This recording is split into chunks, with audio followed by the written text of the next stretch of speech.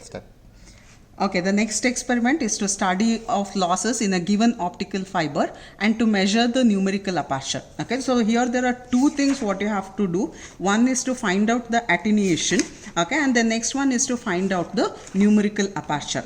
So if you take any of a communication system in general, you will be having a transmitter part, you will be having a receiver part. In between, you will be having a communication medium. Okay. Since it is an optical fiber communication, the communication medium what you are going to use is a optical fiber cable. The concept is that is at the generator part. Okay. So the electrical energy, it has to be converted into optical energy. That means it's a light. Okay. Due to the total internal reflection, the light will flow in the cable.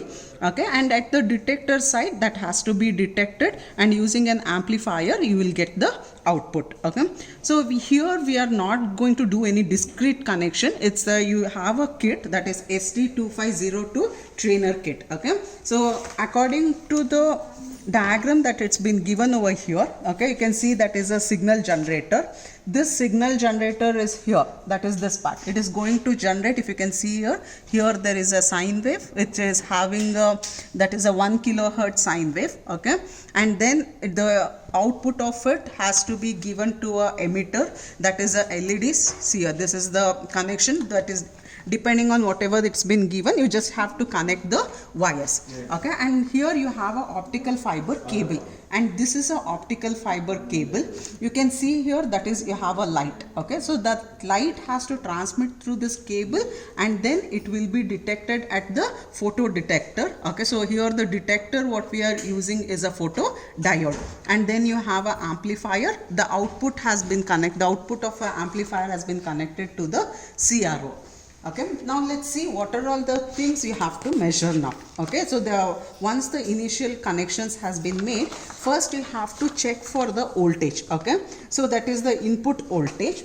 And here when we do the experiment, we have to do with the two lengths of cable. One is of 0.5 meter and the another cable is of 1 meter cable. Okay, so here this is a 1 meter cable. Okay, so we know that is when the distance of a cable, that is if you use a larger distance cable, obviously the attenuation will be more here. Okay, so let us consider how to measure V1 now. Okay, now we have to measure V1, that is the input voltage from the V1. What you have to measure is for the 0.5 meter cable. First you connect the 0.5 meter cable, and by using that is you can measure the input voltage in the CRO, or otherwise even you can use a multimeter to find out the input voltage. That voltage is nothing but it is the input voltage whatever you measure over here. Okay, so that will be a constant whole through the experiment. So once you measure your input voltage, you are not going to change it. Okay,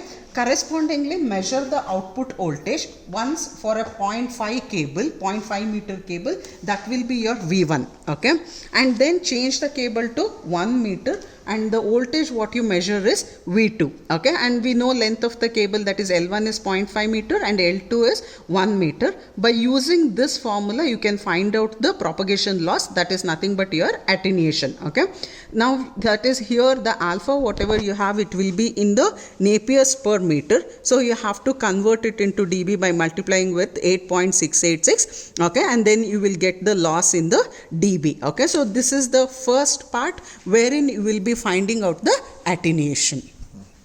Okay, the next part is to find out the bending loss. Okay, in order to find out the bending loss, what you have to do is just take out the one side, and this is the mandrel. So I'm just rotating over here. Okay, I bent it once and measure the output voltage corresponding to this. Now that is here you have a 2 turns, there will be a drop in the voltage because of the bending of the cable.